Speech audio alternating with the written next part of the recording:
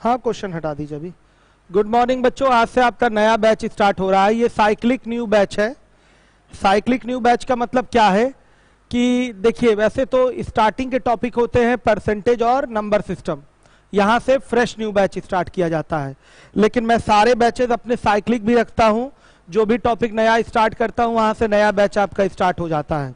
अगर कोई बच्चा इस बैच में एडमिशन लेता है तो उसको ये बैच स्पीड टाइम डिस्टेंस से मिलेगा, और इसके बाद का टॉपिक रेस होगा, इसके बाद number system, LCM HCF, square root, cube root, indices surds, simplification, decimal fraction, फिर प्रोग्रेशन एंड सीरीज, ये टॉपिक्स मिलेंगे।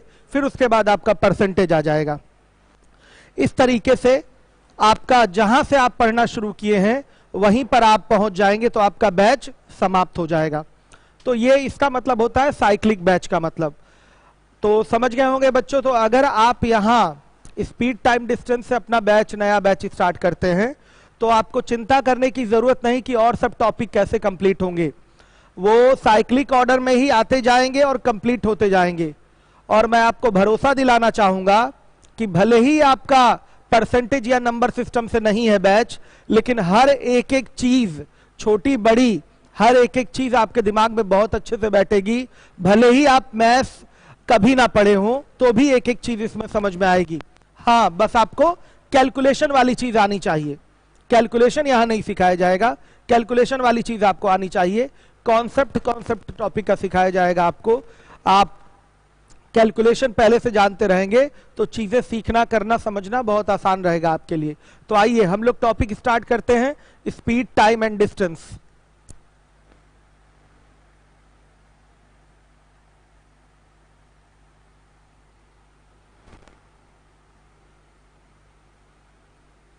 देखिए, स्पीड मतलब होता है बच्चों चाल।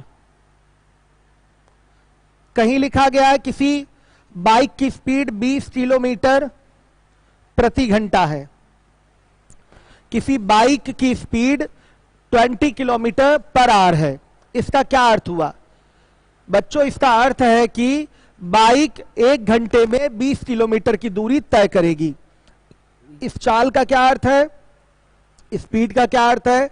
बाइक 1 घंटे में 20 किलोमीटर की दूरी तय करेगी। ध्यान दीजिएगा, कहीं स्पीड लिखा गया है 122 मीटर पर सेकेंड, मतलब 1 सेकेंड में 122 मीटर की दूरी तय की जाएगी। इसका अर्थ यह है।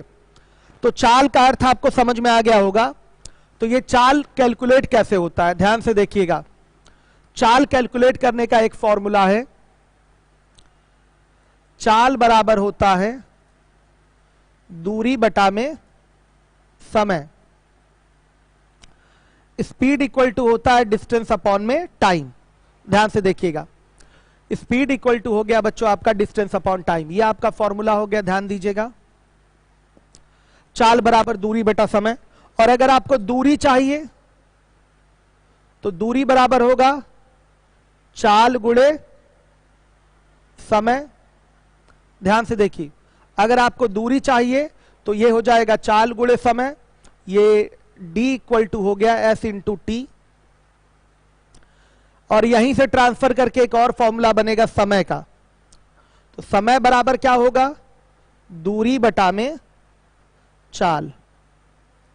टाइम इक्वल टू हो जाएगा डिस्टेंस अपॉन में स्पीड। ये आपका फॉर्मूला हो गया, ध्यान दीजिएगा।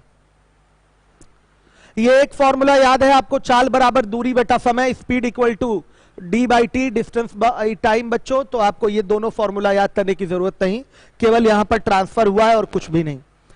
2 चीजें दी गई हैं तो आप आराम से तीसरी चीज निकाल सकते हैं। डी दिया है, टी दिया है तो एस आ जाएगा, एस दिया है, टी दिया है तो डी आ जाएगा। फिर बच्चों आपका डी दिया है, एस दिया है तो टी आ जाएगा। कोई भी 2 चीज दी गई है तो तीसरी चीज आप बड़े आराम से निकाल लेंगे। अब आइए मुख्य बातों पे, जिस पे ये पूरी टॉपिक आपका टिका हुआ है, जिस पर आपका ये पूरा टॉपिक पढ़ाया जाएगा। ध्यान से देखिएगा, फॉर्मूला आपके सामने है। S इक्वल टू या D इक्वल टू लिख लीजिए S into T. Distance equal to क्या हो गया? Speed into time. हर एक बच्चा ध्यान दे, डिस्टेंस इक्वल टू क्या हो जाएगा, स्पीड इनटू टाइम।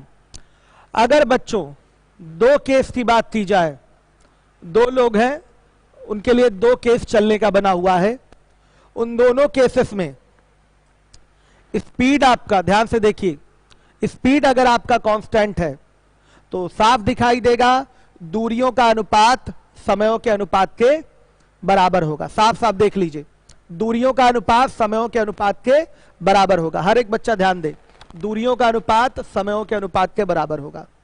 साफ देखिए, अगर ये कांस्टेंट हो गया,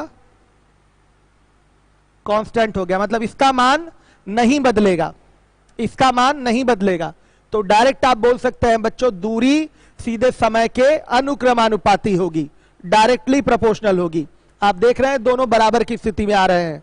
अगर ये कांस्टेंट कर दिया जाए तो सीधे सीधे डी और टी दोनों के दोनों अनुक्रमानुपाती होंगे, डायरेक्टली प्रोपोर्शनल होंगे। इसका मतलब क्या होगा, अगर चाल आपकी नियत है तो अगर समय बढ़ेगा तो वो अधिक दूरी तय करेगा, समय अगर कम होगा तो वो कम दूरी तय करेगा। तो अगर मैं दो केस की बात कर लूं और दोनों केसेस में चाल नियत है तो बोला जाएगा दूरियों का अनुपात समयों के अनुपात के बराबर होगा। सीधे बोला जाएगा दूरियों का अनुपात समयों के अनुपात के बराबर होगा। ध्यान दीजिएगा, सीधे बोलेंगे दूरियों का अनुपात समयों के अनुपात के बराबर होगा। साफ आपको दिखाई दे रहा है तो स्टार लगा के लिख लीजिए, यदि दो स्थितियों में चाल नियत हो तब दूरियों का अनुपात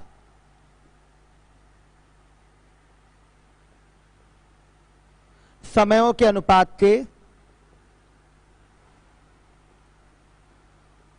के बराबर होता है।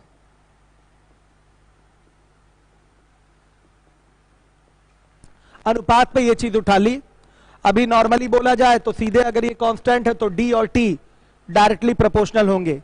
अगर दूरी बढ़ेगी तो उसके लिए लगने वाला समय भी ज्यादा हो जाएगा।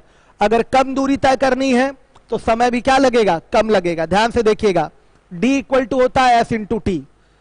एक बढ़ने से दूसरा बढ़े और एक घटने से दूसरा घटे तो इसको बोलते हैं कि ये क्या है, अनुक्रमानुपाती संबंध है। ये दोनों डायरेक्टली प्रोपोर्शनल है, दोनों के दोनों डायरेक्टली प्रोपोर्शनल है। ये डायरेक्टली प्रोपोर्शनल कब हो रहे हैं, जब आपका स्पीड यानी कि चाल कांस्टेंट है। ध्यान दीजिएगा, तो D is directly proportional to T हो जाएगा या T is directly proportional to D हो जाएगा। तो सुनिएगा, अगर दो स्थितियों की हम बात कर लें तो दो स्थितियों में अगर चाल आपकी नियत है, कांस्टेंट है, तो दूरियों का अनुपात समयों के अनुपात के क्या होता है, बराबर होता है, या समयों का अनुपात दूरियों के अनुपात के क्या होगा, बराबर होगा। हर एक बच्चा ध्यान दे, हर एक बच्चा ध्यान देगा। अब देखिए, इसको लिखना हो तो कैसे लिख सकते हैं, D1 बटा में D2 बराबर T1 बटा में T2। ये चीज लिखी जा सकती है, या ऐसे भी लिख सकते हैं D1 is to D2 is equal to T1 is to T2। ये ऐसे भी लिखा जा सकता है। हर एक बच्चा ध्यान दे, आप इसका पूरा डेरिवेशन नोट मत करिएगा, मैं बता दे रहा हूं। ध्यान से देखिए, अगर D1 बराबर S इंटू T1 है, या लिख सकते हैं S बराबर D1 बटा T1 है, और दूसरे केस में S बराबर D2 बटा T2 है, तो साफ दिखाई दे रहा है ये दोनों के दोनों क्या हो गए, बराबर। तो बराबर हो गए तो लिखा जा सकता है यहां से D1 बटा में T1 बराबर D2 बटा में T2। दो केस की बात कर रहा है। पहले केस की चाल जो होगी निकल के आएगी D1 बटा T1 से, दूसरे केस की जो चाल निकल के आएगी वो D2 बटा T2 से निकल के आएगी। दोनों ही स्थितियों की चालें अगर बराबर हैं तो ये बनेगा D1 बटा में T1 बराबर D2 बटा में T2। तो D1 बटा में T1 बराबर क्या आया, सॉरी D1 बटा में D2 बराबर क्या आया, T1 बटा में T2 आ गया। हर एक बच्चा ध्यान दे, क्या है, T1 T2 कर लीजिए। यहां ध्यान दीजिएगा, T1 T2 कर लीजिए। इस तरीके से आप बोल पाते हैं। इसी चीज को मैंने यहां डायरेक्ट बोला, सीधे बोलिए। देखिए, स्पीड यहां कांस्टेंट है तो D इक्वल टू T दिखाई दे रहा है, इस पैटर्न पे दिख रहा है कि नहीं, तो इक्वल नहीं बोलेंगे, क्या बोलेंगे, दोनों अनुक्रमानुपाती संबंध रखते हैं, सीधा सीधा संबंध रखते हैं, सीधा संबंध क्या होता है, अनुक्रमानुपाती संबंध किसको कहते हैं, जब एक बढ़ाने से दूसरा भी बढ़े और एक घटाने से दूसरा भी क्या हो, घटे। डायरेक्ट यहां बोला जा सकता है अगर चाल कांस्टेंट है तो दूरी अधिक तय करनी है तो समय भी उसमें ज्यादा लगेगा, दूरी अगर कम तय करनी है कहीं तो समय भी उसमें क्या लगेगा, कम लगेगा। तो वही मैंने लिखा है कि अगर दो स्थितियों में चाल आपकी नियत हो, चाल बराबर हो, तो दूरियों का अनुपात समयों के अनुपात के बराबर होता है। हमेशा याद रखिएगा इस चीज को, मैथमेटिकली हमने यहां शो किया हुआ है। पहले केस में चाल एस है तो d1 बटा t1 हो जाएगा, दूसरे केस में भी चाल एस ही है तो d2 बटा t2 हो जाएगा। तो इन दोनों समीकरणों से आएगा आपका d1 बटा t1 बराबर d2 बटा t2। तो d1 बटा d2 बराबर क्या आया, t1 बटा t2 आया। यही चीज यहां लिखी गई है, ध्यान दीजिएगा। अब दूसरा स्टार लगेगा, ध्यान से देखिएगा, दूसरा स्टार लगेगा, फिर से आपका फॉर्मेट वही है, d equal to S into T. ध्यान से देखिएगा, दूरी बराबर चाल गुणे समय। अब की बार कांस्टेंट क्या हो जाएगा, टाइम। ये अगर कांस्टेंट हो जाए, ध्यान से देखिएगा, अगर आपका समय नियत हो तो क्या दिखाई दे रहा है, दूरियों का अनुपात चालों के अनुपात के बराबर, या पहले ये बोल लीजिए कि जो दूरी होगी वो समय के अनुक्रमानुपाती होगी। सीधे सीधे सामने सामने दिख रहा है, जो दूरी होगी, सॉरी, चाल के आपके अनुक्रमानुपाती होगी, स्पीड के अनुक्रमानुपाती होगी। सीधा सीधा यह दिखाई दे रहा है, ध्यान दीजिएगा हर एक बच्चा। अगर दूरी ज्यादा तय करनी है तो चाल ज्यादा लगेगी, चाल ज्यादा होनी चाहिए। दूरी अगर कम तय करनी है तो चाल क्या होनी चाहिए, कम होनी चाहिए। साफ दिखाई दे रहा है, अगर t कांस्टेंट है तो d और s दोनों आपके डायरेक्टली प्रोपोर्शनल होंगे, सामने सामने दोनों दिखाई दे रहे हैं। मतलब अगर दूरी आपको अधिक तय करनी है तो उसके लिए चाल भी अधिक होना चाहिए, दूरी अगर कम तय करनी है तो उसके लिए चाल भी कम होना चाहिए। साफ यहां दिखाई दे गया। तो यहां पर लिखेंगे, यदि दो स्थितियों में, या दो से अधिक भी स्थितियां हो सकती हैं, समय नियत हो,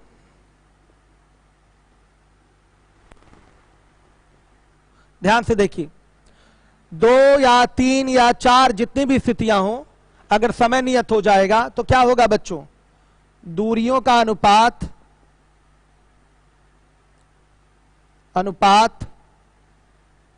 चालों के अनुपात के बराबर होता है। ये दूसरा इंपॉर्टेंट पॉइंट है। मतलब आप लिख सकते हैं d1 अपॉन में d2 बराबर s1 अपॉन में s2, या लिखा जा सकता है d1 is to d2 is equal to s1 is to s2। हर एक बच्चा ध्यान दे, d1 is to d2 equal to क्या हो जाएगा, s1 इज टू s2।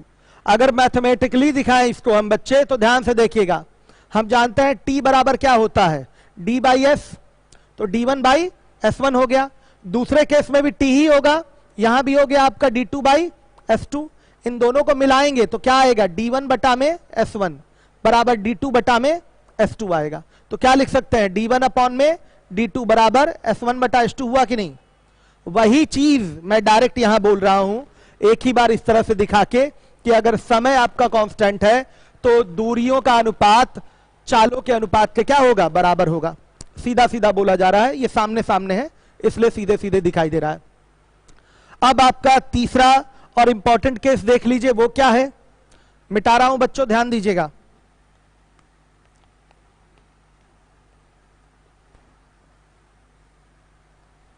ये तीन चीजें आपके दिमाग में रहेंगी तो पूरा स्पीड टाइम डिस्टेंस कम समय में आप लगा लेंगे। ये आपका रेशियो मेथड हो जाएगा। देखिए d इक्वल टू क्या है, s इंटू टी। हर एक बच्चा ध्यान दे।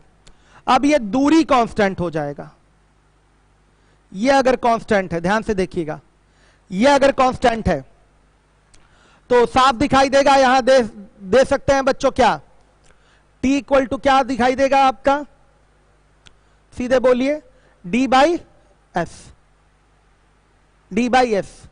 तो बच्चों दिखाई दे रहा है अगर d कांस्टेंट हो गया तो टी और एस में कैसा रिलेशन हो गया?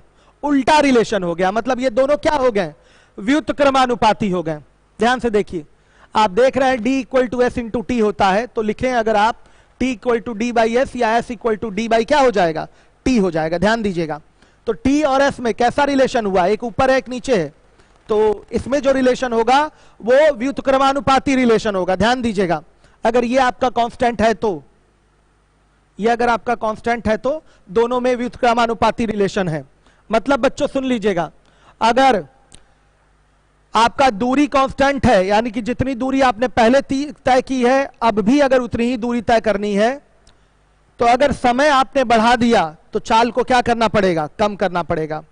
या अगर आपने समय कम कर दिया तो उतनी ही दूरी तय करने के लिए अगर समय आपने कम कर दिया तो चाल को क्या करना पड़ेगा? बढ़ाना पड़ेगा। तो बच्चों एक राशि के बढ़ने से दूसरी राशि घटे या एक राशि के घटने से दूसरी राशि बढ़े तो कहते हैं दोनों में उल्टा संबंध है, यानी कि दोनों व्युत्क्रमानुपाती हैं। दोनों में उल्टा संबंध है, मतलब दोनों व्युत्क्रमानुपाती हैं। ध्यान दीजिएगा, हर एक बच्चा ध्यान देगा। दिखाई दे रहा है आपको d equal to S into T है। d अगर कांस्टेंट हो गया मतलब जितनी दूरी आपने पहले तय की है उतनी ही दूरी अब भी तय करनी है। तो अगर आपका चाल बढ़ेगा तो समय को क्या करना पड़ेगा? कम करना पड़ेगा। अगर चाल घटेगा तो समय को क्या करना पड़ेगा? बढ़ाना पड़ेगा। ये ज्यादा मोर क्लियर आपको यहां से हो जाएगा। t इक्वल टू लिख दिया d बाई एस, या s इक्वल टू क्या होता है? d by T. d constant हो अगर आपका, तो ध्यान से देखिए, अगर t बढ़ेगा तो s घटेगा, अगर आपका t घटेगा तो s बढ़ेगा। अगर यहां देख लीजिए, स्पीड s अगर बढ़ रहा है तो t कम हो जाएगा, समय कम लगेगा। अगर स्पीड कम होगा तो समय क्या होगा? बढ़ जाएगा। इस रिलेशन को बोलते हैं व्युत्क्रमानुपाती संबंध। दोनों इनवर्सली प्रोपोर्शनल हैं, डायरेक्टली नहीं, दोनों इनवर्सली प्रोपोर्शनल हैं। तो स्टार लगा के लिखेंगे। अगर दो स्थितियों की बात करें तो यदि दो स्थितियों में दूरी नियत हो तब चालों का अनुपात समयों के अनुपात का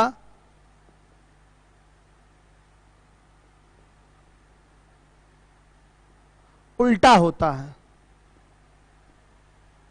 ध्यान दीजिएगा, चालों का अनुपात समयों के अनुपात का उल्टा होता है। पहले स्थिति की चाल S1, दूसरे स्थिति की चाल S2, ये बराबर किसके होगा? T2 बटा T1 के। ध्यान दीजिएगा, T2 बटा T1 के बराबर होगा। या लिख सकते हैं बच्चों S1 S2 का जो रेशियो होगा वो किसके बराबर होगा? T2 T1 के रेशियो के बराबर होगा। समयों का उल्टा ले लेंगे हम। ध्यान दीजिएगा बच्चों, अगर दूरी बराबर है, चालों का अनुपात 1:2 है, तो यात्रा को तय करने में लिए गए समयों का अनुपात क्या हो जाएगा? 2:1। उल्टा ले लिया जाता है। क्यों उल्टा? क्योंकि दोनों इनवर्सली प्रोपोर्शनल हैं, व्युत्क्रमानुपाती हैं। एक बढ़ेगा तो दूसरा घटेगा, और एक अगर घटेगा तो दूसरा बढ़ेगा। इस चीज को अगर मैथमेटिकली दिखाना है तो ध्यान से देखिए क्या बनेगा। अगर आप मैथमेटिकली इसको शो करें तो d बराबर हो जाएगा S1 T1 और दूसरे केस में d बराबर S2 T2 हो जाएगा। ये दोनों बराबर होंगे तो S1 T1 बराबर क्या आया? S2 T2। तो क्या निकल के आएगा बच्चों? S1 बटा S2 बराबर T2 बटा T1। आया कि नहीं? पहली स्थिति की दूरी है S1 T1 से निकल के आएगी, दूसरे स्थिति की दूरी है वो S2 T2 से निकल के आएगी। दोनों दूरियां अगर बराबर हैं तो बराबर करेंगे तो आएगा S1 T1 बराबर S2 T2। तो यहां से रेशियो निकल के आ रहा है S1 बटा में S2 बराबर T2 बटा में T1। तो हमने तीन चीजें आपको बताई हैं, एक बार शॉर्ट रिवीजन करा दें आपको हम। ध्यान से देखिए, D बराबर S इंटू टी। अगर आपका चाल नियत है, दो स्थितियां हैं या जितनी भी स्थितियां हैं सब में चाल बराबर है, तो डायरेक्ट बोलेंगे अगर ये नियत हो गया तो दूरियों का अनुपात समयों के अनुपात के बराबर होगा, या समयों का अनुपात दूरियों के अनुपात के बराबर होगा। अगर आपका समय नियत है, ध्यान से देखिएगा, अगर आपका समय नियत है तो यहां भी डायरेक्ट बोला जाएगा, सीधे देख लीजिए, दूरियों का अनुपात चालों के अनुपात के बराबर, दूरियों का अनुपात चालों के अनुपात के बराबर, या चालों का अनुपात दूरियों के अनुपात के बराबर, अगर आपका समय नियत है। दिमाग में केवल एक ही फ्रेम करिए, D equal to S into T, कभी भूलेंगे नहीं इन चीजों को। बारी बारी सबको कांस्टेंट करके देख लीजिए क्या रिलेशन आ रहा है। एक बार आपने अगर स्पीड को कांस्टेंट किया तो दूरियों का अनुपात समयों के अनुपात के बराबर, अगर आपने टाइम को कांस्टेंट किया तो दूरियों का अनुपात, सॉरी उल्टा बोल दिया था पहले, अगर टाइम को कांस्टेंट आपने किया तो दूरियों का अनुपात चालों के अनुपात के बराबर। ध्यान से देखिएगा, दूरियों का अनुपात चालों के अनुपात के बराबर कब? जब टाइम को कांस्टेंट किया। जब आप स्पीड को कांस्टेंट करेंगे तो दूरियों का अनुपात समयों के अनुपात के बराबर, दूरियों का अनुपात समयों के अनुपात के बराबर, साफ दिखाई दे रहा है। जब आप डिस्टेंस को कांस्टेंट करेंगे तो चालों का अनुपात दूरियों के अनुपात का, सॉरी चालों का अनुपात समयों के अनुपात का क्या होगा? उल्टा। ये तीन चीजें आपके दिमाग में रहें, आप इसी से एकदम एक बार में आराम से फ्रेम कर सकते हैं। अगर ये कांस्टेंट है तो दूरियों का अनुपात समयों के अनुपात के बराबर, अगर t कांस्टेंट है तो दूरियों का अनुपात चालों के अनुपात के बराबर, अगर बच्चों d कांस्टेंट है तो चालों का अनुपात समयों के अनुपात का उल्टा, चालों का अनुपात समयों के अनुपात का उल्टा। उल्टा क्यों? क्योंकि बच्चों अगर ये बढ़ेगा तो ये घटेगा, और ये अगर घटेगा तो ये बढ़ेगा, उल्टा रिलेशन है, इनवर्सली प्रोपोर्शनल है दोनों। तो ये तीन चीजें होती हैं, इनको आप लोग बार बार मन में दोहराते जाइए, इसी से रिलेट करके, केवल इसी से रिलेट करके। ये तीन चीजें हैं, बारी बारी दूरी को, समय को और चाल को कांस्टेंट करके देखिए, बाकी बची हुई राशियों में क्या रिलेशन होगा। केवल उल्टा रिलेशन किसमें है? जब आपका दूरी बराबर हो तो समय और चाल में उल्टा रिलेशन है, बाकी उन दोनों में सीधा रिलेशन था। इस चीज को आपको सभी बच्चों को ध्यान देना है। मुझे उम्मीद है हर एक बच्चा इसको समझ गया होगा। अब इसके बाद हम लोग आ जाएंगे, ध्यान दीजिएगा, इंपॉर्टेंट यूनिट कन्वर्जन पे। ये बेसिक बताया जा रहा है।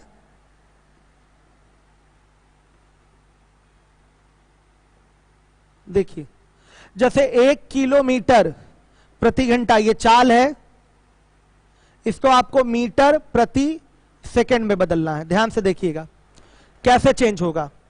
1 किलोमीटर बटा में इसको 1 घंटा लिख सकते हैं, मीटर पर सेकंड में लाना है तो इसको मीटर में बदलिए तो 1 किलोमीटर में 1000 मीटर होता है, और 1 घंटे में कितना होता है बच्चों?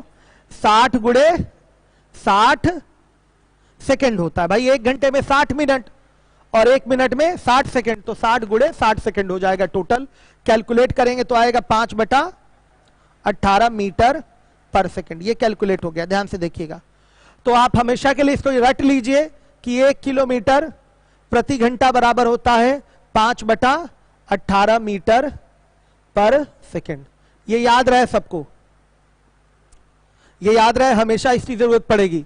कहीं कोई चाल किलोमीटर प्रति घंटा में दिया गया है तो उसको मीटर प्रति सेकंड में बदलना है तो 5/18 से उसको गुणा कर देंगे। अगर चाल आपकी 36 किलोमीटर प्रति घंटा है, इसको मीटर प्रति सेकंड में बदलना है तो सीधे 5/18 से गुणा करेंगे तो आ जाएगा 10 मीटर पर सेकंड। सीधे सीधे 18 दूना 36, 5 दूना 10 मीटर पर सेकंड आ जाएगा। तो इस चीज को सभी बच्चों को याद रखना है। अगर आपको, ध्यान दीजिएगा, अगर आपको किलोमीटर प्रति घंटा में चाल दी गई है, मीटर प्रति सेकंड में बदलना है तो 5/18 से गुणा कर देंगे। अब चलिए अगला कन्वर्जन मैं दिखाने जा रहा हूं, सभी लोग ध्यान दीजिएगा, वीडियो डिलीट कर दीजिएगा इसके बाद, ठीक है। 1 मीटर प्रति सेकंड को किसमें चेंज करना है? किलोमीटर प्रति घंटा में। हर एक बच्चा ध्यान दे। तो इसका कन्वर्जन कैसे होगा? इसको लिखिए 1 मीटर बटा 1 सेकंड। 1 मीटर को किलोमीटर में बदलेंगे तो 1/1000 किलोमीटर हो जाएगा, और 1 सेकंड को घंटे में बदलेंगे तो 1/60 गुणे 60 घंटे हो जाएगा। तो बच्चों ये हो गया आपका 3600/1000 मीटर पर सेकंड। तो ये कितना आया? 18/5, सॉरी किलोमीटर प्रति घंटा। यह आ गया 18/5 किलोमीटर प्रति घंटा। ध्यान दीजिएगा, तो ये हो गया बच्चों क्या, हमेशा के लिए रट लीजिए इसको, 1 मीटर प्रति सेकंड बराबर क्या हो जाएगा, 18/5 किलोमीटर प्रति घंटा। हर एक बच्चा इसको याद कर ले, हर एक बच्चा इसको याद कर ले।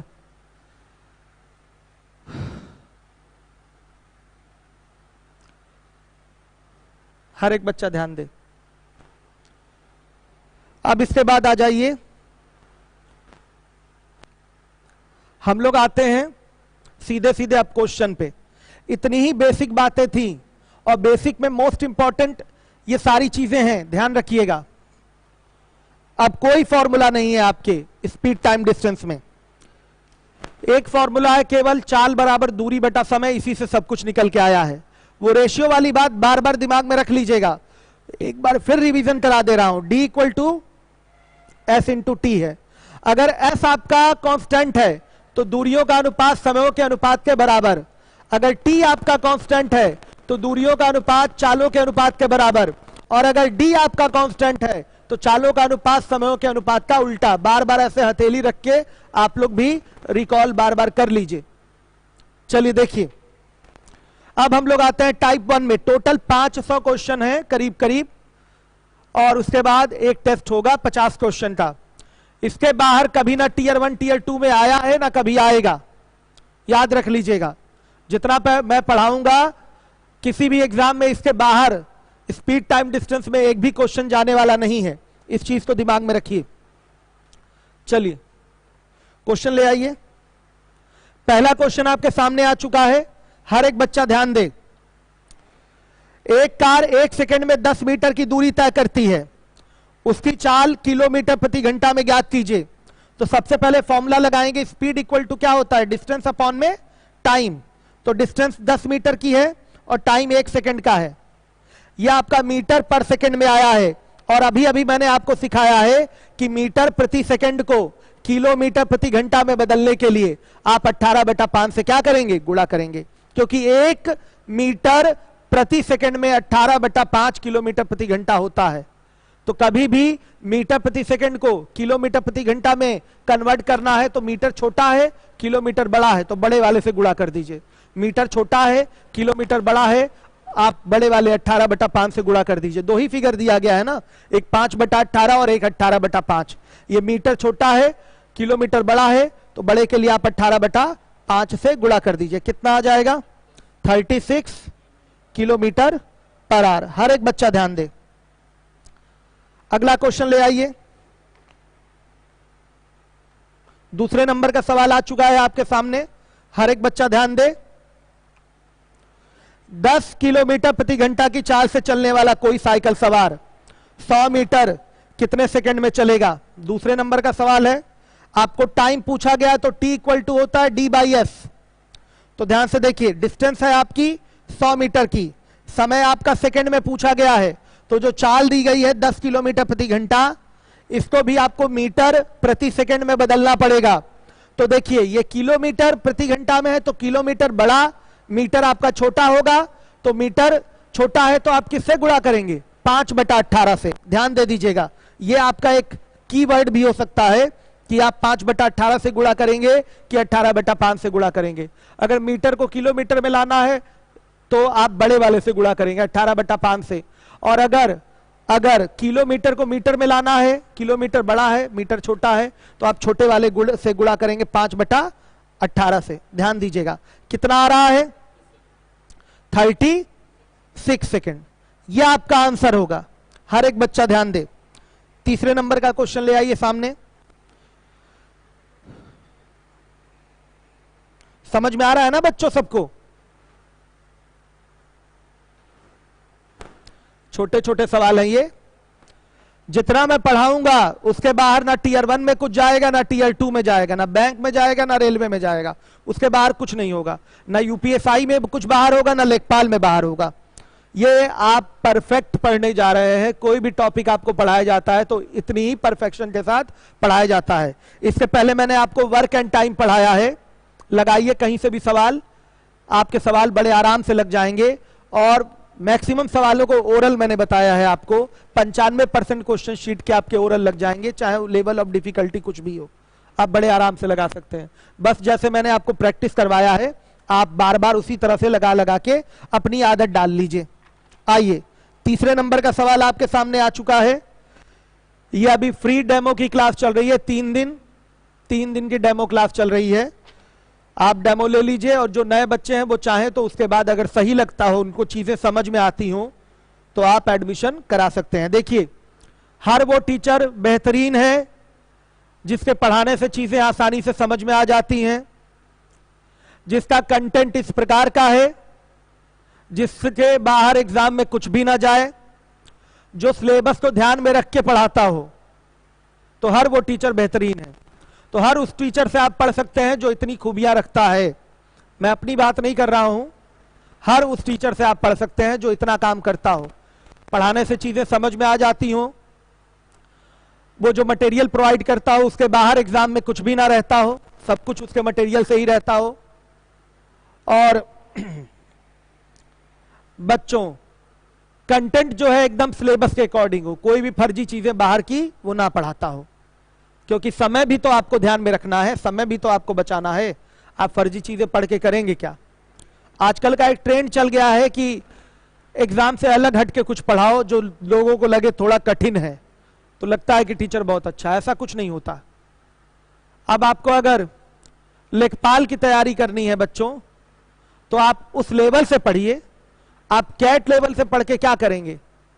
अगर आप एवरेज या बिलो एवरेज स्टूडेंट हैं तो वो लेवल भी आपको समझ में नहीं आएगा, तो ना कैट के रहें और ना ही आप लेखपाल के रहें।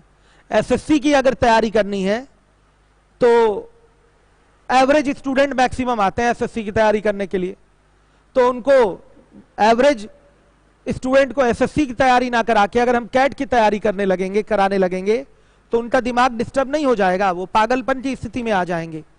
हाँ, एक लेवल बच्चा अगर मेंटेन कर चुका है, उसके बाद बहुत कठिन चीजें कराई जा रही हैं जो आपके लिए एग्जाम के लिए उपयुक्त भी नहीं है, तो भी कोई नुकसान नहीं है, क्योंकि उसका लेवल है, वो चीजों को समझ सकता है। आप लोग सिलेबस जिस एग्जाम की तैयारी कर रहे हैं उसके सिलेबस के अकॉर्डिंग पढ़िए और बार बार उसी की प्रैक्टिस करिए, बड़े आराम से आपका सिलेक्शन होगा। सिलेक्शन लेना बहुत आसान काम होता है, चाहे वो एसएससी हो चाहे कोई भी एग्जाम हो, बस उसके अकॉर्डिंग पढ़िए, उसके एग्जाम के अकॉर्डिंग आपको पढ़ना है। आइए तीसरे नंबर के क्वेश्चन पे आते हैं। एक व्यक्ति 54 किलोमीटर प्रति घंटा की चाल से 3 घंटे में कितनी दूरी तय करेगा? तो दूरी चाहिए तो D इक्वल टू क्या होता है? S into T. तो बच्चों क्या हो जाएगा? 54 इंटू 3, बताइए 162 किलोमीटर। यह आपका आंसर हो जाएगा। हर एक बच्चा ध्यान दे। क्वेश्चन नंबर 4 में आ जाइए। चौथा सवाल आपके सामने आ चुका है। यदि एक व्यक्ति 10 सही 1/5 किलोमीटर की दूरी 3 घंटे में तय करता है, तब उसके द्वारा 5 घंटे में तय की गई दूरी ज्ञात कीजिए। तो बच्चों यहां चाल के बारे में कुछ लिखा है? चाल के बारे में कुछ नहीं बोला है। बोला गया वो व्यक्ति 10 सही 1/5 किलोमीटर की दूरी 3 घंटे में तय करता है, तो फिर वही व्यक्ति 5 घंटे में कितनी दूरी तय करेगा? तो अपने आप यहां चाल क्या होगी? उस व्यक्ति की बराबर होगी। ऐसा तो है नहीं कि पहले केस में चाल कुछ और उस व्यक्ति की और दूसरे केस में चाल कुछ और उस व्यक्ति की, ऐसा नहीं होगा। व्यक्ति वही है तो दोनों स्थितियों में इसकी चाल क्या होगी? वही होगी। ध्यान से देखिएगा, दोनों ही स्थितियों में उसकी चाल क्या होने वाली है? सेम रहने वाली है। ध्यान से देखिएगा। तो जब चाल बराबर है, तो मैंने आपको क्या बताया था? जब चाल बराबर है तो दूरियों का अनुपात समयों के अनुपात के बराबर होता है। बोला था कि नहीं बच्चों? बता दीजिए।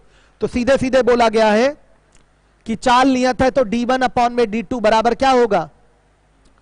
T1 अपॉन में T2। साफ साफ ये आपको बताया गया है।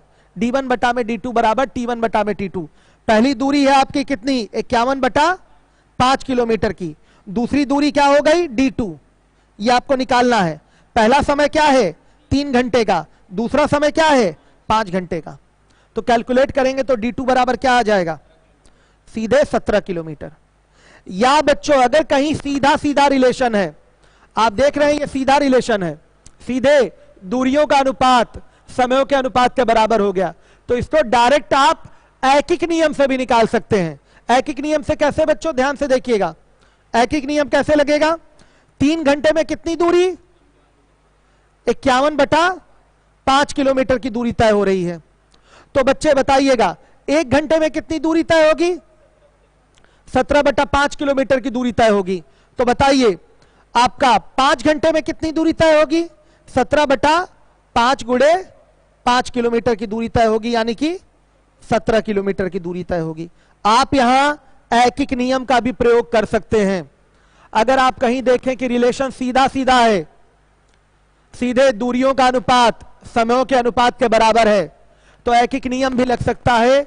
3 घंटे में दूरी तय की गई है 51/5 किलोमीटर की, तो 5 घंटे में कितनी दूरी तय होगी? सीधे 17 किलोमीटर की। देखिए कैलकुलेशन का तरीका क्या था, हम यहां एक बराबर ऐसे ना निकाल के यहीं कटा दिए हैं। 3 से ये कट रहा था, 3 एक कम 3 और 17 51, डायरेक्ट यहां 17 आ गया, 17/5 किलोमीटर हो गया और ये 1 घंटे हो गया। तो 1 घंटे बराबर साफ दिखाई दे रहा है कितना? 17/5 किलोमीटर। हर एक बच्चा ध्यान दे। तो सुनिए यहां 5 घंटे बराबर क्या हो जाएगा? 5 घंटे में कितनी दूरी तय होगी? 17/5 किलोमीटर में 5 का गुणा कर दीजिए, ये 17 किलोमीटर आ जाएगा। ये डायरेक्ट मैंने कटा के 1 की वैल्यू निकाली है। आप डायरेक्ट भी कटा सकते हैं और नहीं तो 1 बराबर भी निकाल सकते हैं, कोई प्रॉब्लम नहीं है। आइए 5वें नंबर के क्वेश्चन पे आइए आप लोग। क्वेश्चन नंबर 5, हर एक बच्चा 5वें पे आ जाए। नीचे करिए क्वेश्चन नीचे करिए।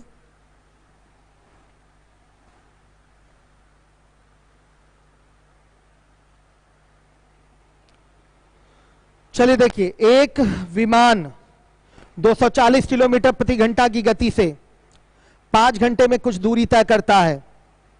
उसी दूरी को 1 सही 2/3 घंटे में तय करने के लिए विमान को किस गति से उड़ना होगा? आपको साफ दिखाई दे रहा है कि दूरी यहां कांस्टेंट है। तो मैंने बताया था कि अगर दूरी नियत है तो चालों का अनुपात समयों के अनुपात का क्या होता है? उल्टा होता है। सीधा सीधा ये आपको बताया गया था। या समयों का अनुपात चालों के अनुपात का उल्टा होगा।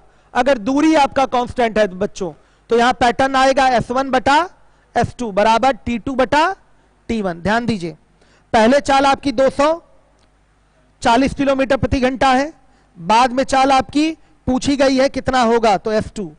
तो बाद का समय क्या है वो बता दीजिए, 5/3 घंटे, और पहले का समय T1 क्या है? 5 घंटे। कैलकुलेट करेंगे तो S2 बराबर क्या? 720 किलोमीटर प्रति घंटा। इसको ऐसे भी लिख सकते थे, इसमें भी S1 T1 बराबर S2 T2, इससे भी कर सकते थे। दोनों चीजें एक ही हैं। S1 T1 बराबर S2 T2 से भी कर सकते हैं, दोनों चीजें एक ही हैं। तो दिमाग में आप क्या आ रहा होगा, यहां पर दूरी नियत है। दोनों ही स्थितियों की पढ़ के देखिएगा, दूरियां बराबर हैं। दोनों ही स्थितियों में दूरी बराबर तय करनी है। तो जब दूरी बराबर है तो ये आपको स्पष्ट शब्दों में बता दिया गया है कि चालों का अनुपात समयों के अनुपात का उल्टा होगा। ये चीज बताई गई थी कि नहीं बच्चों? D = S × T। अगर यही नियत हो गया तो चालों का अनुपात समयों के अनुपात का उल्टा या समयों का अनुपात चालों के अनुपात का उल्टा। इस चीज को दिमाग में रखिएगा आप। आइए 6ठे नंबर के सवाल पे आ जाइए। क्वेश्चन नंबर 6, हर एक बच्चा ध्यान दे। स्पीड ज्यादा नहीं है, मैं जानबूझ के इसको ज्यादा स्पीड में लेके चल रहा हूं क्योंकि ये सवाल बड़े छोटे हैं। अभी बड़े सवाल आने दीजिए। अब इसमें आपको स्पीड ज्यादा लग रही है तो गलत बात है ना। चलिए, आप लोग कह रहे हैं तो थोड़ी स्पीड और स्लो कर दे रहे हैं। 6ठे नंबर का सवाल देखिए, ये सब स्तरहीन सवाल हैं इसलिए थोड़ा स्पीड ले लिए थे हम। आइए 6ठे नंबर का क्वेश्चन देखिएगा। अब आप लोग बोल दिए तो लीजिए कम ही कर देते हैं स्पीड। एक कार 40 किलोमीटर प्रति घंटा की चाल से कोई दूरी तय करने में 9 घंटे का समय लेती है। वही दूरी 20 मीटर प्रति सेकंड की चाल से चलने में वह कितना समय लेगी? दूरी बराबर है तो क्या होगा? S1/S2 बराबर T2/T1।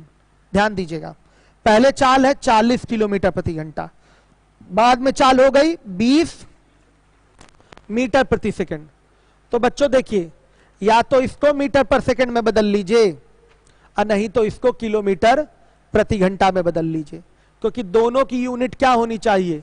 बराबर। ये हमेशा दिमाग में आप बैठा लीजिए कि यूनिट अलग अलग लेके नहीं चल सकते हम मैथ्स में। जब कैलकुलेट हमें आगे करना है तो यूनिट बराबर होनी चाहिए। अगर हम इसको चाहें तो मीटर प्रति सेकंड में बदल सकते हैं, या इसको चाहें तो किलोमीटर प्रति घंटा में बदल सकते हैं। तो इसी को किलोमीटर प्रति घंटा में बदल लेते हैं। तो इसके लिए आपको क्या करना पड़ेगा, 18/5 से गुणा करना पड़ेगा। और ये बराबर किसके होगा वो बता दीजिए। दूसरा वाला समय निकालना है T2, और पहला वाला समय दिया गया है कितना, T1 9 घंटे, 9 घंटे दिया गया है। तो बच्चों T2 कैलकुलेट करेंगे तो क्या, कितना, 5 घंटे आ जाएगा। इसको ऐसे भी लिख के कर सकते थे, S1 T1 बराबर S2 T2, कोई प्रॉब्लम नहीं है, ध्यान दीजिएगा। लीजिए कर दिया स्पीड स्लो मैंने। YouTube के कमेंट दिखाइए। यूनिट बराबर रखनी है।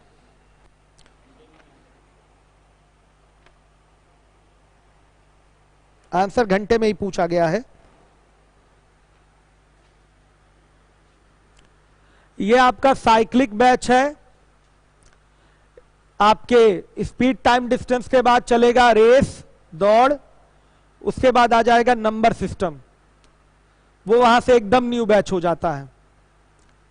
नंबर सिस्टम में बहुत सारी चीजें चलनी है। नंबर सिस्टम अलग, LCM HCF, square root, cube root, indices, surds, simplification, decimal fraction, progression and series, ये सारी चीजें चलनी है। उसके बाद आपका परसेंटेज, प्रॉफिट लॉस, डिस्काउंट, मिश्रण, फिर उसके बाद SICI, partnership, ratio, average, mix proportion, work and time, और फिर वापस हम यहां आ जाएंगे। बीच में एक डीआई है, वो डीआई चल जाएगी। देख लीजिए, शेखर ने बोला रिपीट कर दीजिए। तो एक कार, सवाल मैं फिर से पढ़ रहा हूं, 6ठे नंबर का सवाल है। एक कार 40 किलोमीटर प्रति घंटा की चाल से कोई दूरी तय करने में 9 घंटे का समय लेती है। वही दूरी 20 मीटर प्रति सेकंड की चाल से चलने में वह कितना समय लेगी। तो आप ध्यान दीजिएगा शेखर, दूरी दोनों ही स्थितियों में बराबर है, और ये मैं आपको सिखा चुका हूं कि अगर दूरी बराबर है तो चालों का अनुपात समयों के अनुपात का उल्टा होता है।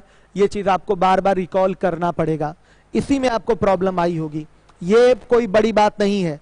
आज इसको बार बार ये फॉर्मूला लिख के शेखर आप प्रैक्टिस कर लीजिए। अगर ये कांस्टेंट है तो चालों का अनुपात समयों के अनुपात का उल्टा, अगर ये कांस्टेंट है तो दूरियों का अनुपात समयों के अनुपात के बराबर, अगर ये कांस्टेंट है तो दूरियों का अनुपात चालों के अनुपात के बराबर। इन 3 चीजों को बार बार शेखर आप प्रैक्टिस कर लीजिए। अब कुछ नहीं करना, केवल मान डालना है। पहली चाल 40 किलोमीटर प्रति घंटा, दूसरी चाल 20 मीटर प्रति सेकंड, तो इसको भी किलोमीटर प्रति घंटा में आइए बदल लें। यह अनिवार्य है शेखर कि यूनिट बराबर हो। और T2/T1 दूसरा समय आपको निकालना है। पहला समय 9 घंटा दिया हुआ है, कैलकुलेट करेंगे तो शेखर आ जाएगा T2 बराबर 5 घंटे। आइए 7वें नंबर का क्वेश्चन।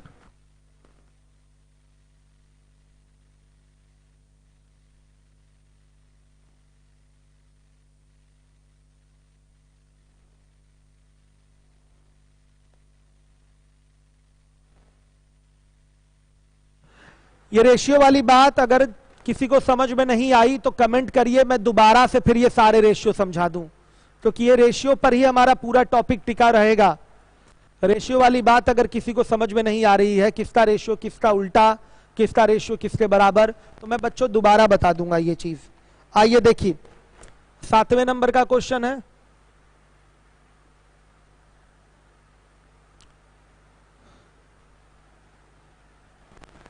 ध्यान से देखिए, एक व्यक्ति 60 किलोमीटर प्रति घंटा की चाल से 220 किलोमीटर की दूरी एक निश्चित समय में तय कर सकता है।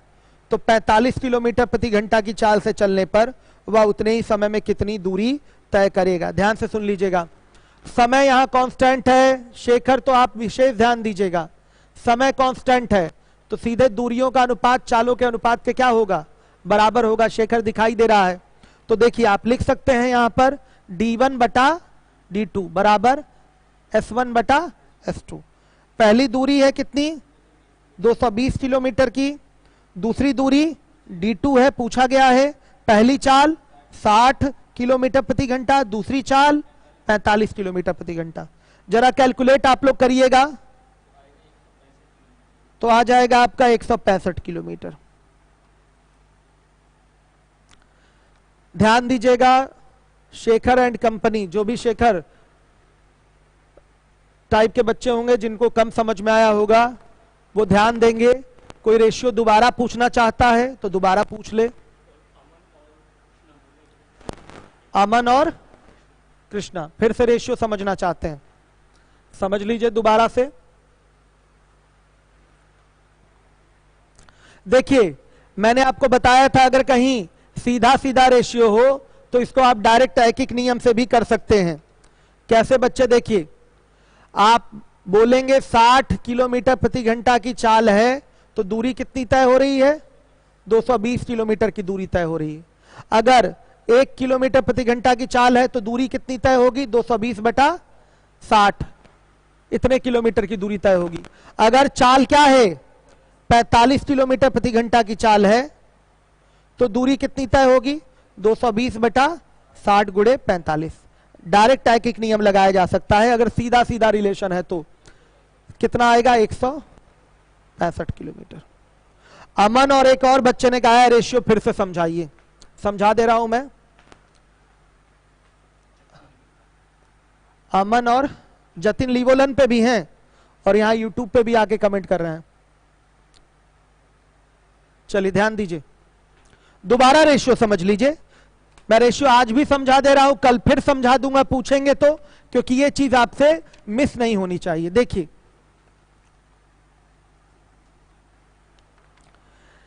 साफ दिखाई दे रहा है जतिन और अमन, ध्यान दीजिएगा। अगर कहीं चाल आपकी नियत हो गई, चाल कांस्टेंट हो गई, तो अगर आपको दूरी ज्यादा तय करनी है, चाल आपकी दोनों हर स्थिति में बराबर अगर हो गई, तो अगर कहीं आपको दूरी ज्यादा तय करनी है तो उसके लिए चाल को तो कुछ नहीं बढ़ा घटा सकते क्योंकि चाल तो नियत है। तो समय क्या करना पड़ेगा, ज्यादा देना पड़ेगा, समय को बढ़ाना पड़ेगा, तब बढ़ी हुई दूरी तय होगी। ये जतिन और अमन, इस चीज को तो आप समझिए बात को, ये व्यवहारिक सी चीज है, ये कोई मैथ्स वाली विशेष बात नहीं बता रहे हैं हम। चाल आप नहीं बढ़ा घटा सकते, चाल नहीं बढ़ घट सकती है। तो अगर आपको दूरी और अधिक तय करनी है तो आपको समय और ज्यादा लगेगा कि नहीं लगेगा, आप बता दीजिए अमन और जतिन, लगेगा। तो अगर बच्चों आपका दूरी बढ़ रही है तो समय भी बढ़ रहा है। और अगर हम उल्टा करके पूछें, अगर हमें कम दूरी तय करनी है और कम दूरी तक जाना है तो समय हमारा उसके लिए क्या लगेगा, कम लगेगा। तो अगर दूरी कम हो रही है तो समय भी कम हो रहा है। तो बच्चों अगर एक राशि बढ़ने से दूसरी राशि भी बढ़े और एक राशि घटने से दूसरी राशि भी घटे तो कहते हैं दोनों में सीधा संबंध है। कैसा संबंध है, सीधा संबंध है, डायरेक्ट रिलेशन है, डायरेक्ट रिलेशन है। ध्यान से देखिएगा, डायरेक्ट रिलेशन का मतलब मैथमेटिकली अगर बोला जाए तो बोला जाएगा कि दोनों डायरेक्टली प्रोपोर्शनल है, दोनों आपके अनुक्रमानुपाती संबंध रखते हैं, दोनों में सीधा संबंध है। तो पहला स्टार मैंने क्या लिखाया था कि अगर चाल आपकी नियत है तो दूरियों का अनुपात समयों के अनुपात का के क्या होता है, बराबर होता है, T1/T2। ये चीज बताई थी, आप देख लीजिए, ये बढ़ रहा है तो ये भी बढ़ रहा है, ये घट रहा है तो ये भी घट रहा है, ये सीधा संबंध है। तो यहां सीधा सीधा अनुपात बराबर किया कि नहीं, दोनों में सीधा संबंध है, डायरेक्ट रिलेशन है। तो यहां भी रेशियो में भी कैसा रेशियो दे दिया, डायरेक्ट रेशियो दे दिया। D1 D2 का जो रेशियो होगा T1 T2 के रेशियो के बराबर होगा।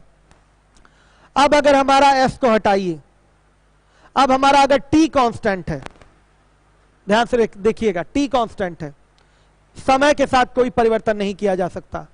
तो अगर दूरी अधिक तय करनी है तो समय नहीं, समय में कोई परिवर्तन नहीं, तो चाल को बढ़ाना पड़ेगा।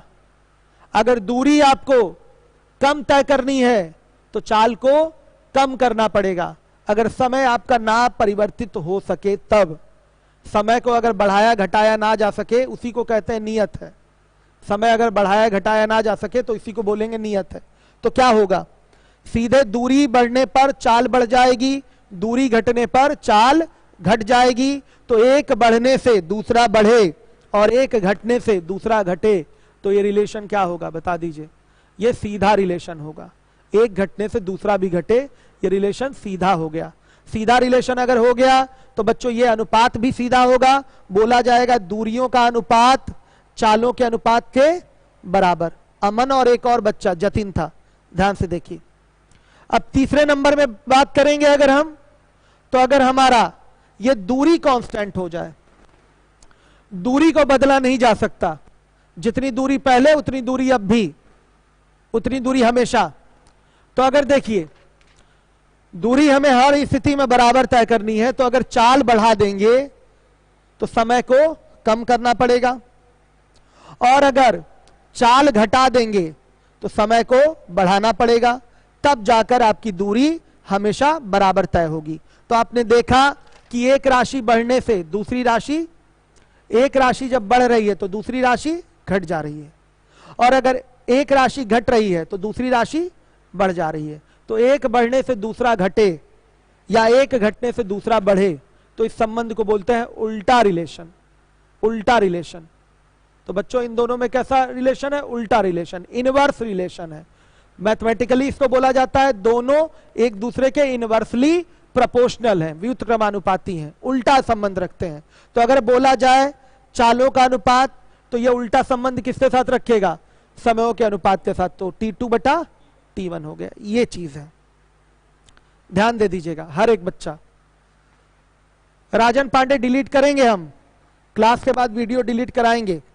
चलिए अब देख लीजिएगा, हमें उम्मीद है हर एक बच्चा इस रेशियो को समझा होगा। मैं कल फिर बताऊंगा आप पूछेंगे तो, क्योंकि इसको नहीं भूलना है आपको।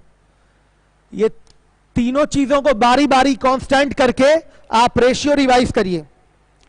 अब देखिएगा सातवां करा दिया मैंने, सातवां हो गया, आठवां ले आइए क्वेश्चन सामने। बाबू देखिए इतना ज्यादा लाइव की वजह से कट जाता है, उसके नीचे करिए क्वेश्चन, क्वेश्चन उसके नीचे करिए, हमेशा बार बार उसमें से देख लिया करिए, क्वेश्चन नीचे रहे। क्लास रेगुलर आपकी 10 से 11, 15 तक चलेगी, और ये आपका 8 से 9 महीने का बैच है। 8 से 9 महीने का बैच है, ध्यान दीजिए। 8वें नंबर के क्वेश्चन में आ जाइए। एक व्यक्ति 2.5 घंटे में 20 किलोमीटर की दूरी तय करता है।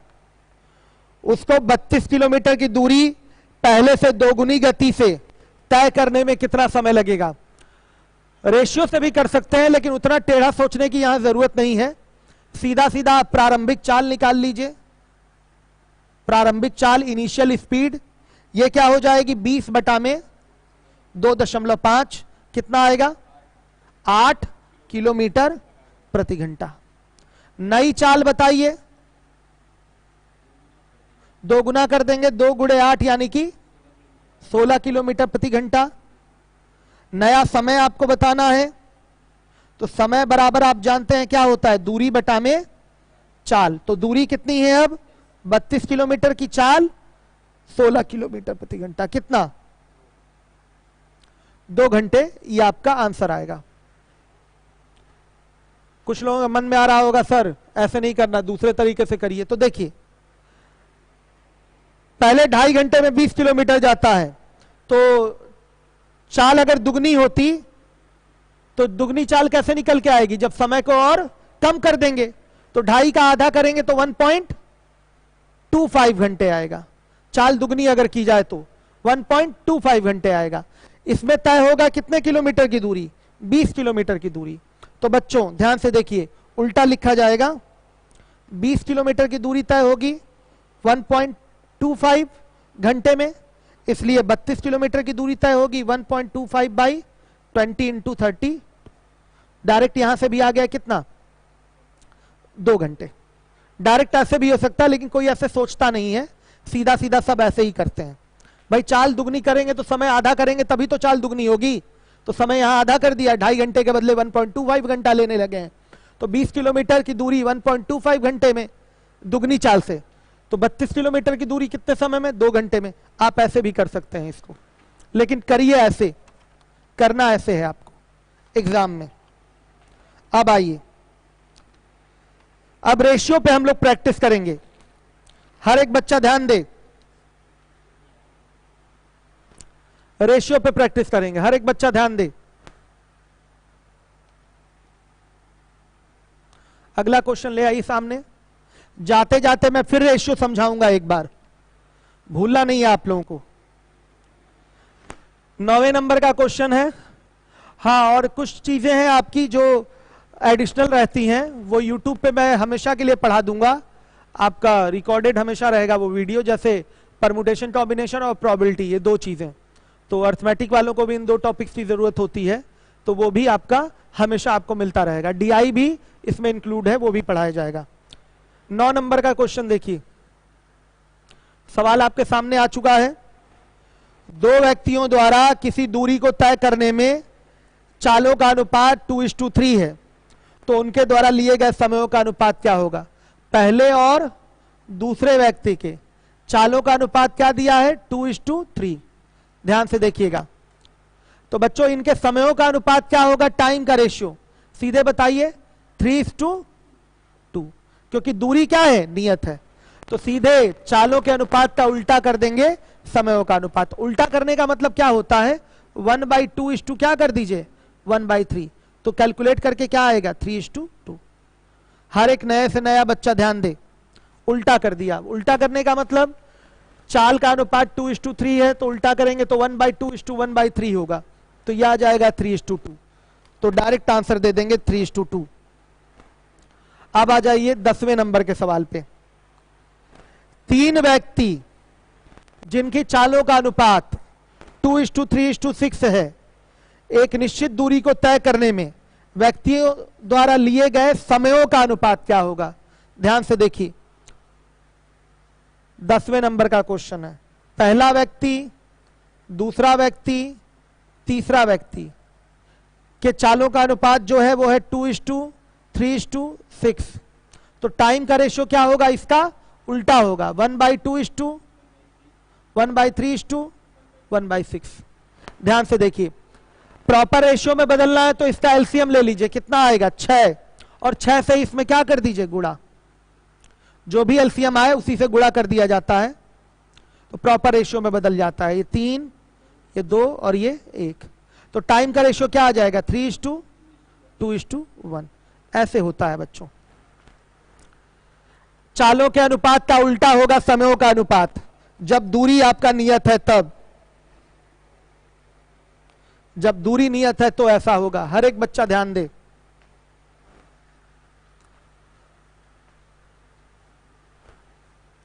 आइए 11वें नंबर के क्वेश्चन को देखते हैं।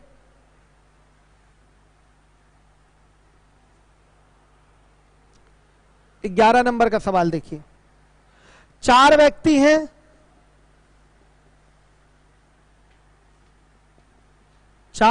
हैं, इनके द्वारा किसी निश्चित दूरी को तय करने में लिए गए समयों का अनुपात 4:8:12:16 है।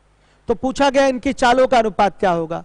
दूरी नियत है तो समयों के अनुपात का उल्टा होगा चालों का अनुपात, चाहे ये उल्टा चाहे चाल उल्टा। तो स्पीड का रेशियो चाहिए तो 1/4, 1/8, 1/12 और 1/16 होगा। एलसीएम बताइए कितना? 48। तो 48 से यहां गुणा, 48 से यहां गुणा, 48 से यहां गुणा, 48 से यहां गुणा, कितना आ जाएगा?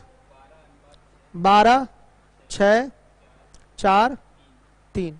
रेशियो आ जाएगा स्पीड का 12:6:4:3। This is your answer.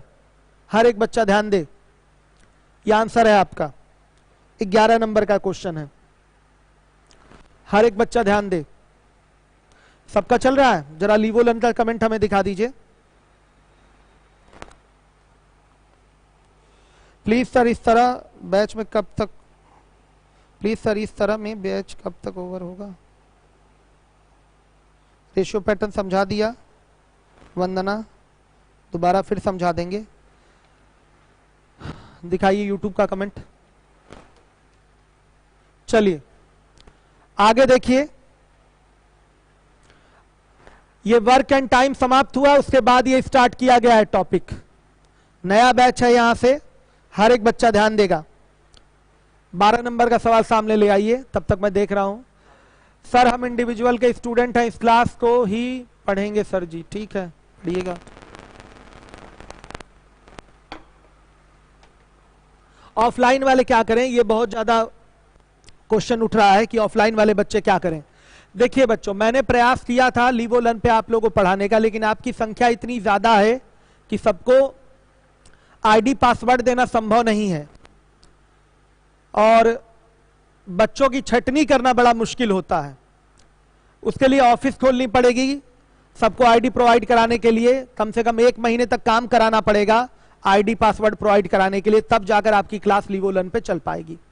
4 staff लगाऊंगा 5000 बच्चों के लिए, 1 महीने तक वो लगातार काम करेंगे, तब आपको एक एक चीज चेक करके कि वो बच्चा यहाँ रियल में एडमिशन लिया है कि नहीं, वही स्टूडेंट है कि नहीं, तब जाकर आपका, क्योंकि आधार कार्ड और कई सारे डॉक्यूमेंट्स मंगवाने पड़ेंगे, उसको चेक करना पड़ेगा, बहुत सारी चीजें हैं जो लीगल फॉर्मेलिटीज करके एकदम श्योर होके ही आईडी पासवर्ड दिया जाएगा। तो उसमें 1 महीने का समय लग जाएगा और 4 स्टाफ, और लॉकडाउन में ये संभव है नहीं। यूट्यूब पे मैं पढ़ा नहीं पाऊंगा सारी चीजें, क्योंकि मेरा लीवो लर्न से एग्रीमेंट हुआ है, लीगल एग्रीमेंट, कि हम किसी दूसरे प्लेटफॉर्म पर नहीं पढ़ाएंगे 3 साल तक।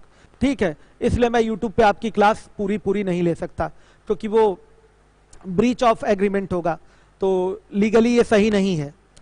और कुछ टॉपिक्स मैंने यूट्यूब पे आपके पढ़ाए भी हैं, मैंने रेशियो प्रोपोर्शन पढ़ा दिया, वर्क एंड टाइम पढ़ा दिया, फ्री में अभी पार्टनरशिप भी पढ़ाऊंगा यूट्यूब पे, परम्यूटेशन कॉम्बिनेशन प्रोबेबिलिटी, ये 2 चीजें और पढ़ानी है मुझे यूट्यूब पे। उसके बाद मैंने मेंसुरेशन कैट लेवल पढ़ाया है, 50 क्वेश्चन अभी बचे हुए हैं उसमें।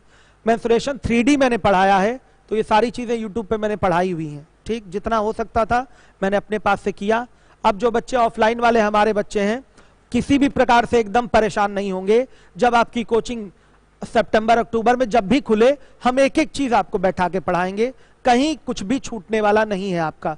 बस अपनी पढ़ाई को बर्बाद मत होने दीजिएगा, जितना आपको पीछे पढ़ाया जा चुका है उसको अच्छे से दोहराइएगा, उसको अच्छे से आप लोग रिवीजन करिएगा, ध्यान रखिए इस बात को।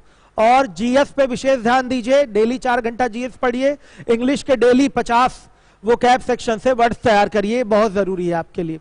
मैथ्स कोचिंग खुलने दीजिए, मैं हर एक एक चीज कंप्लीट करवा दूंगा। संभव ही नहीं था स्थिति कि मैं इतने सारे बच्चों को एक साथ लीवो लर्न पे लाके पढ़ा सकूं। मैं प्रॉपर एक एक बच्चे का लीवो लर्न को पेमेंट करने के लिए भी तैयार था कि एक एक स्टूडेंट का पेमेंट ले लीजिए, लेकिन फिर भी ये संभव नहीं है, क्योंकि मेरे साइड से ही वो काम नहीं हो पाएगा, क्योंकि ऑफिस स्टाफ 4 लगाकर उतने बच्चों को उतने बच्चों का सही आंकड़ा जुटाकर उनको आईडी प्रोवाइड करना बहुत मुश्किल काम है। ठीक है, तो ये संभव नहीं है। उसमें बहुत सारे बच्चे अभी उसके बाद भी रोएंगे, कहेंगे मेरे पास वो मोबाइल ही नहीं है मल्टीमीडिया वाला, हमें पढ़ाइए ऑफलाइन, तो आके फिर वो खोपड़ी खाएंगे ही। तो क्यों ना एक ही साथ सारे ऑफलाइन वाले बच्चों को जब कोचिंग खुले तब पढ़ाया जाए। तो एकदम निश्चिंत रहिएगा, सारी चीजें आपको पढ़ाई जाएंगी। अब इसके बाद देखिए 12 नंबर का क्वेश्चन आपके सामने आ चुका होगा, आ गया है। 12 कहां हुआ है, 12 नंबर का क्वेश्चन ले आइए। समान समय में ए तथा बी द्वारा तय की गई दूरियों का अनुपात 4:7 है, उनकी चालों का अनुपात ज्ञात कीजिए। तो ए और बी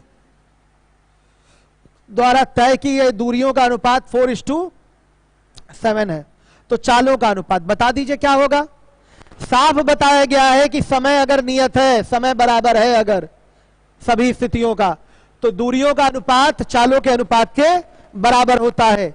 ये कैसे होता है ये भी आपको बता दिया गया है। तो चालों का अनुपात भी क्या होगा, 4:7 होगा। हर एक बच्चा ध्यान दे। ले आइए 13 नंबर का क्वेश्चन 13, ये सब बेसिक लेवल के क्वेश्चन है, हर एक बच्चा ध्यान दे। अंकुर गुप्ता आपको हमसे बात करनी है। अंकुर गुप्ता आपको बात करनी है बाबू, अपना मैसेंजर पे नंबर सेंड करिएगा, मैं बात करूंगा। जिसको जिसको बात करनी है मेरे Facebook ID Wasim sir the speed पे मैसेंजर पे जाके मैसेज कर दीजिए, मैं बात कर लूंगा। आइए देखिए 13 नंबर का क्वेश्चन सामने है आपके। समान चाल से x तथा y द्वारा लिए गए समयों का अनुपात 5:6 है, उनके द्वारा तय की गई दूरियों का अनुपात क्या होगा। x और y के स्पीड का रेशियो क्या है, सॉरी टाइम का रेशियो क्या है, 5:6। कांस्टेंट क्या है, कांस्टेंट क्या है, आपका स्पीड कांस्टेंट है तो निश्चित रूप से टाइम के रेशियो के बराबर होगा डिस्टेंस का रेशियो। ये आपको बताया गया है, 3 ही रेशियो तो बताया गया है, कर लीजिए बार बार प्रैक्टिस। तो सेम रेशियो होगा 5:6। जो आपके समयों का अनुपात होगा उसी अनुपात में दूरियां भी तय होंगी अगर चाल आपकी बराबर है तो। बालकृष्ण यादव बहुत बहुत धन्यवाद, सॉरी बहुत बहुत बधाई हो आपको, आपका सिलेक्शन हुआ। आगे आप तैयारी करिए अब यूपीएसआई की, यूपीपी से सेटिस्फाई नहीं होना है, अब जिम्मेदारी के साथ आप पढ़िए यूपीएसआई के लिए। चलिए अब इसके बाद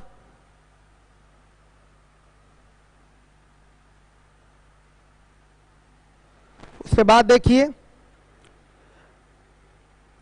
अगला क्वेश्चन है आपका 14 नंबर का, सामने ले आइए।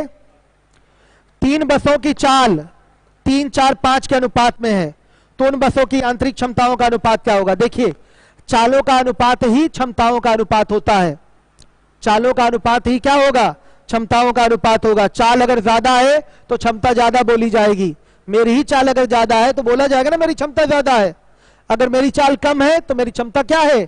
कम है। तो ध्यान से देखिए 3 बस है, पहला बस, दूसरा बस, तीसरा बस, इनके स्पीड का जो रेशियो है वो क्या है? 3, 4 और 5 है। तो इनकी इफिशियंसी का रेशियो क्या होगा बताइए? 3, 4 और 5 ही होगा। समझे होंगे हमारी बात? सीधे चालों का अनुपात ही क्षमताओं का अनुपात होगा, डायरेक्ट आप बोल सकते हैं। 15 नंबर के सवाल पे आ जाइए। 15 ये छोटे छोटे सवाल है, टोटल 500 के आसपास क्वेश्चन कराने हैं। शीट आपका डिस्क्रिप्शन में पड़ा हुआ है यूट्यूब के, वहां से भी देख सकते हैं, या तो टेलीग्राम का एक चैनल है वहां से शीट आपको मिल जाएगी।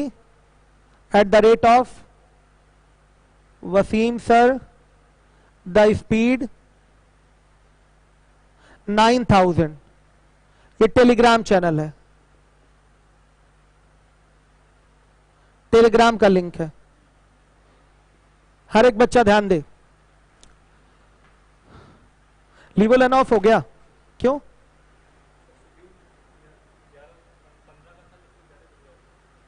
लीवोलन ऑफ हो गया बच्चों। देखिए लीवोलन लग रहा है आज गलती से 1 घंटे का ही शेड्यूल बनाया गया था लीवोलन पे, लीवोलन की ये कमी है, इसके लिए मैं क्षमा प्रार्थी हूं कि आपकी क्लास पहले समाप्त हो गई लीवोलन पे।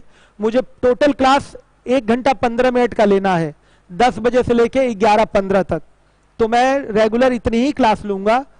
और आज के लिए क्षमा प्रार्थी हूं क्योंकि आज क्लास पहले बंद हो गई तो मुझे यूट्यूब पे भी क्लास बंद करनी पड़ेगी। तो कुल मिला के आज की जो मैंने मुख्य शिक्षा दी है वो रेशियो वाली दी है, D = S/T। ध्यान से देखिए, अगर S आपका कांस्टेंट है तो सीधे दूरियों का अनुपात समयों के अनुपात के बराबर। अगर बच्चों आपका टाइम कांस्टेंट है तो दूरियों का अनुपात चालों के अनुपात के बराबर। अगर बच्चों ध्यान से देखिएगा डिस्टेंस आपका दूरी कांस्टेंट है तो चालों का अनुपात समयों के अनुपात का उल्टा, यहां पर यह उल्टा होगा, ध्यान से देखिएगा, या समयों का अनुपात चालों के अनुपात का उल्टा। ये 3 चीजें अच्छे से दिमाग में आप बैठा लीजिए। पूरी हमको स्पीड टाइम डिस्टेंस इसी पर पढ़ाना है, इसलिए ये 3 चीजें आपको अच्छे से क्लियर होनी चाहिए।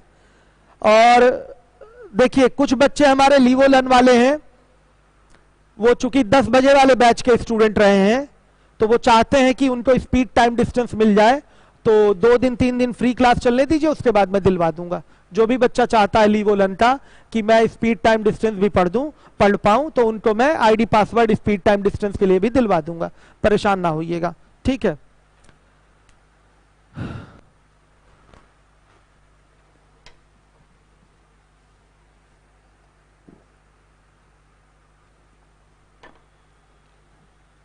देखिए फाउंडेशन बैच वाले कई सारे बच्चे हैं। देखिए बहुत सारे टीचर्स लॉकडाउन में अपने अपने घर पे फंसे हुए हैं, दीपक सर भी उनमें से एक हैं। लॉकडाउन तोड़ के आना और पढ़ाना ये चीज बहुत गलत है, ये गैर कानूनी है लॉकडाउन को ब्रेक करना, इसलिए उनको अभी मैं मना कर दिया है मैंने कि अभी ना आइए, आने की कोई स्थिति भी नहीं है और फर्जी चालान कट जाएगा। और एक तो नाम भी खराब होगा, आप खुद ही मन सोचेंगे बताइए जब टीचर होके लॉकडाउन ब्रेक कर रहे हैं तो और दूसरे लोग क्या करेंगे। इसलिए थोड़ा सा धैर्य रखिए, आपके फाउंडेशन वाले जो भी बच्चे हैं आपके लिए भी क्लास स्टार्ट होगी, दीपक सर आएंगे जल्दी ही। लॉकडाउन थोड़ा सा और ढील मिलने दीजिए, आना आवागमन शुरू होगा तो अवश्य आके क्लास लेंगे। ओके, थैंक यू बच्चों, कल से पूरी क्लास चलेगी।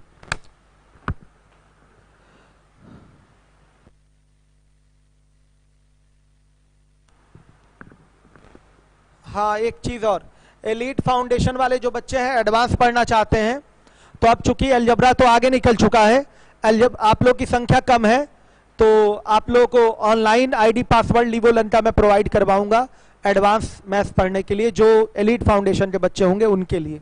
ठीक है, थैंक यू। जो भी जानकारी, जिनको एडमिशन की जानकारी लेनी है वो ऑफिस के नंबर पे कॉल कर लें, ऑफिस के नंबर पे कॉल कर लें। शीट में ऑफिस का नंबर दिया गया है, डिस्क्रिप्शन से शीट डाउनलोड कर लीजिए, ऑफिस का नंबर वहां से लेकर कॉल करके सारी जानकारी प्राप्त कर लें। Thank you.